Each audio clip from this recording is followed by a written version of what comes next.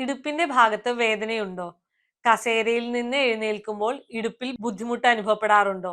നടക്കുമ്പോൾ ഈ വേദന കൂടാറുണ്ടോ? ചെരുപ്പ് ധരിക്കാനോ കാൽനഖം വെട്ടാനോ കുനിയുമ്പോൾ ഇടുപ്പിൽ വേദന അനുഭവപ്പെടുന്നുണ്ടോ? ചിലരിൽ ഈ വേദന തുടയിലേക്കോ മുട്ടിലേക്കോ ഇറങ്ങാറുണ്ട്. ഇത് വെറും മസിൽ സ്ട്രെയിൻ ആണെന്ന് കരുതി അവഗണിക്കരുത്.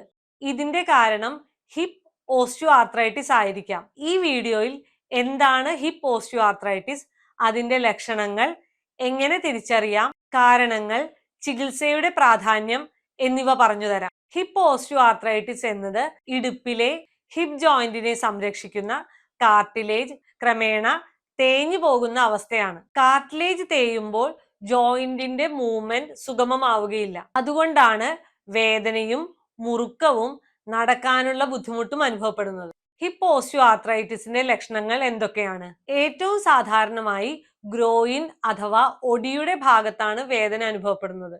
ഈ വേദന തുടയിലേക്കോ മുട്ടിലേക്കോ വരെ പടരാം. രാവിലെ അല്ലെങ്കിൽ കുറച്ചു നേരം ഇരുന്ന ശേഷം എഴുന്നേൽക്കുമ്പോൾ ജോയിന്റിന് മുറുക്കം അനുഭവപ്പെടാം. കൂടുതൽ ദൂരം നടക്കുമ്പോഴും പടികൾ കയറുമ്പോഴും വേദന അനുഭവപ്പെടാം. ചെരുപ്പ് ധരിക്കാനോ കാൽനഖം വെട്ടാനോ ഒക്കെ കുനിയാനോ നിലത്തിരിക്കാനോ ഒക്കെ ബുദ്ധിമുട്ട് അനുഭവപ്പെടാം. രോഗം കൂടുന്നതിനനുസരിച്ച് നടക്കുമ്പോൾ മുടന്തുന്ന രീതിയും ഉണ്ടാകാം. ഇത് എന്തുകൊണ്ടാണ് ഉണ്ടാകുന്നത്? പ്രായം കൂടുന്നത് ഒരു പ്രധാന കാരണമാണ്. അമിതവണ്ണം ഹിപ്പ് ജോയിന്റിൽ സമ്മർദ്ദം വർദ്ധിപ്പിക്കും. പഴയതായ ഹിപ്പിന്റെ ഇഞ്ചുറി അല്ലെങ്കിൽ ഫ്രാക്ചർ, ജന്മനാ ഉള്ള ഹിപ്പ് ജോയിന്റ് പ്രശ്നങ്ങൾ, ചില പ്രത്യേക രോഗങ്ങൾ എന്നിവയും ഹിപ്പ് ഓസ്റ്റിയോ ആർത്രൈറ്റിസിന് കാരണമാകാം. ഒരു പ്രധാന കാര്യം, ഇത് പ്രായത്തിന്റെ ഭാഗമാണെന്ന് കരുതി വേദന സഹിച്ച് ജീവിക്കരുത്. ചികിത്സ വൈകിയാൽ ജോയിന്റ് കൂടുതൽ തേഞ്ഞു പോവുകയും വേദനയും ചലന പരിമിതിയും വർദ്ധിക്കുകയും ദൈനംദിന കാര്യങ്ങൾ പോലും ചെയ്യാൻ ബുദ്ധിമുട്ടാവുകയും ചെയ്യും.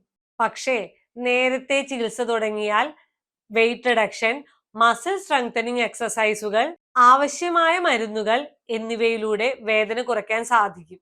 അടുത്ത വീഡിയോയിൽ ഹിപ്പ് ഓസ്റ്റിയോ ആർത്രൈറ്റിസ് ഉള്ളവർ എന്തൊക്കെ ശ്രദ്ധിക്കണം, വേദന കുറയ്ക്കാനും രോഗം വഷളാകാതിരിക്കാനും സഹായിക്കുന്ന ചില കാര്യങ്ങൾ എന്നിവ വിശദമായി പറയാം. ആ വീഡിയോയ്ക്കായി അക്കൗണ്ട് ഫോളോ ചെയ്യൂ. നിങ്ങൾക്കോ വീട്ടിലുള്ള ആർക്കെങ്കിലുമോ ഇടുപ്പുവേദനയുണ്ടെങ്കിൽ കമന്റ് ചെയ്യൂ. സ്ഥിരമായി ഇടുപ്പുവേദന ഉള്ളവർക്കും നടക്കാൻ ബുദ്ധിമുട്ടുള്ളവർക്കും 40 വയസ്സിന് മുകളിലുള്ള നിങ്ങളുടെ മാതാപിതാക്കൾക്കും സുഹൃത്തുക്കൾക്കും ഈ വീഡിയോ തീർച്ചയായും ഷെയർ ചെയ്യൂ.